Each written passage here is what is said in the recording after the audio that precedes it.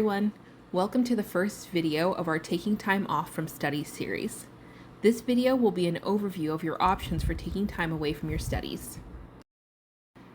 After watching this video, you should be able to do the following. 1. Understand the options for taking time off as an F1 student. 2. Identify circumstances when a leave of absence is needed. And 3. Recognize the effects that a leave of absence has on F1 status. First, we will review the enrollment requirements for F1 students. Students must enroll full-time in order to maintain their F1 status. For undergraduate students, 12 credits is considered full-time. For graduate students, 10 credits is considered full-time. Not enrolling full-time is considered a violation of your F1 status and can have serious consequences. It is important to request an enrollment exception or leave of absence when you need to take a break from full-time study. In this section, we will discuss the options for taking a break from full-time study.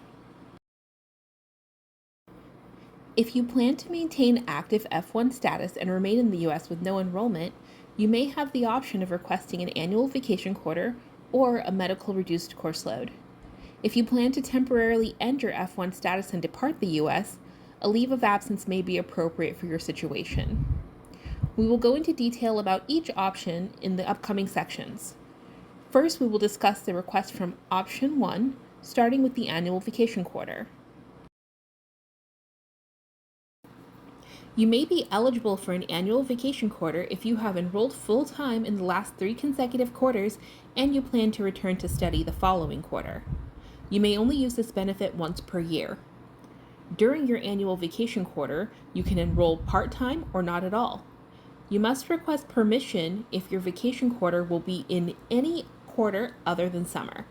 If you plan to take winter, spring, or autumn as your vacation quarter, you can find the alternative vacation quarter request in the MyISSS portal. During your annual vacation quarter, you may remain in the U.S. or travel internationally. If you need time off due to a documented medical condition, you may consider requesting a medical reduced course load.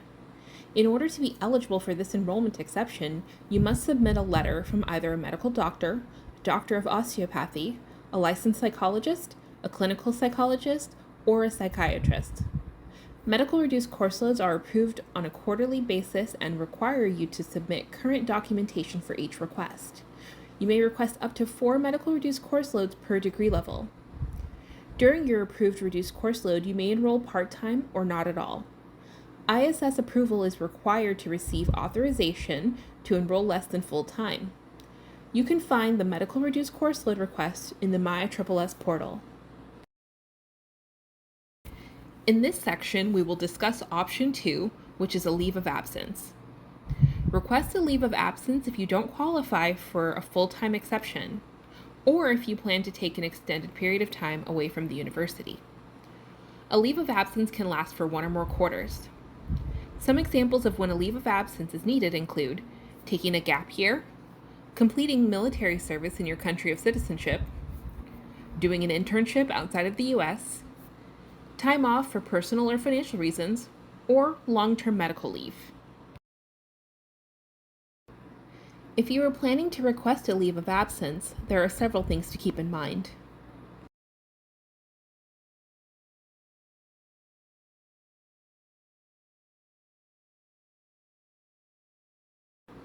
Please follow this timeline when planning for your leave of absence. Step 1. Discuss your plans with your academic department to ensure that you have taken all necessary steps to take time away from your program. Step 2. Ensure that you understand the returning pathways and leave of absence process. If you have any questions, you can meet with an ISS advisor. Step 3. Once you understand the process, you can submit the request in the MyISSS portal. ISS recommends that you submit the leave of absence request before your leave of absence quarter starts. You will be able to submit your request once the quarter before the leave of absence ends. Step 4.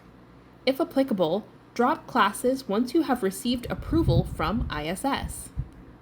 Step 5.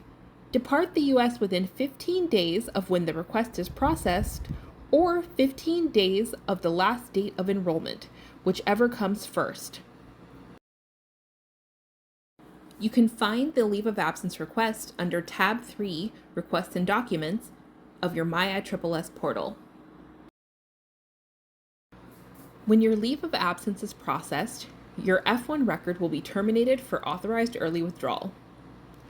Authorized early withdrawal notifies the government of your leave of absence and indicates that you have communicated your plans to ISS.